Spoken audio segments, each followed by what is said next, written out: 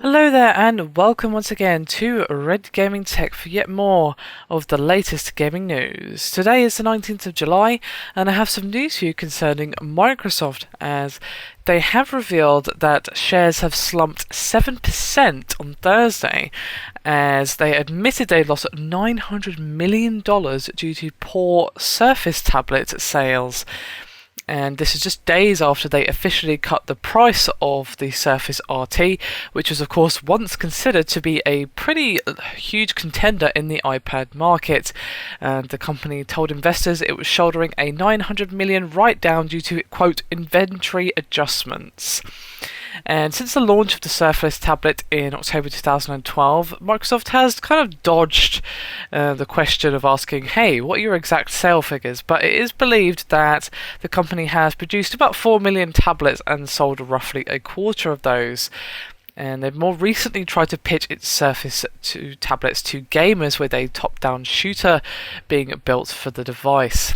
And speaking at an investor conference on Thursday, Microsoft Chief Financial Officer Amy Hood said, quote, "We know we must do better. We are confident and we are moving in the right direction." Wow, that's quite a hit, even for a company as huge as Microsoft. 900 million is not exactly what anyone would call pocket change.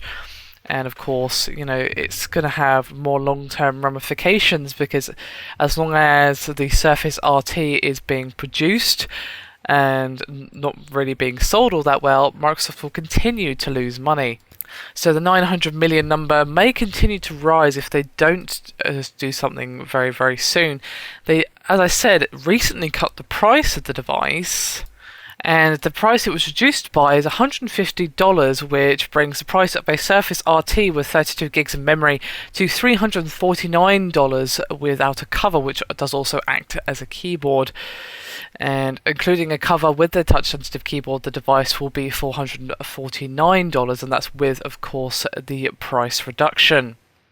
Now, of course, this is a pretty significant price reduction. $349 is quite a step down from $500, of course, but that doesn't mean that that's not quite a bit of money. And the Surface RT has pretty much failed to compete with the iPad in any significant respect, but considering it's a fairly new device to the market in comparison to the iPad, well, it's got quite a lot of catching up to do. And I would say that the price is an issue for a lot of people. I'm sure there are many people who thought maybe they'd want to give it a try since they don't like the iPad or what have you, or any of the other Android ones for whatever reason. But obviously $500 is quite a lot of money to part with, but so is $350.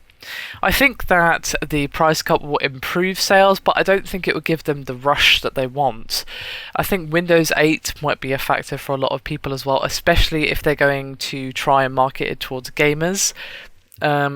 None of the people I know who are into gaming have even upgraded to Windows 8 because, well, the functionality just isn't there yet in most games to actually work quite well with it, and a lot of people, of course, don't like the changes that they've made, be they gamers or non-gamers or what have you. But gamers especially don't seem too fond of Windows 8 for various reasons, so I think that if they're going to market it towards gamers, then that might be a bit of a hurdle for them to get over.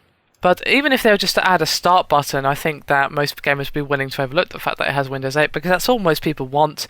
And if they would say to add some nice Microsoft Office packages, including with the Surface, then I think that many people might actually consider parting with their money for this particular device. But I don't think it's going to go well for the Surface RT personally. Maybe I'll be wrong, but hopefully, fingers crossed, it does. Obviously, it's not exactly fun times for any company to lose this amount of money, and hopefully that the price cuts will help them. But to be honest, I think that they need to make a few tweaks to the device to make it more accessible to more people, and as I said, add a start button as well. I think that's going to be a huge plus for a lot of people. Anyway, that's me done for this video. Hope you've enjoyed it. Thank you very much for watching, and I'll see you next time.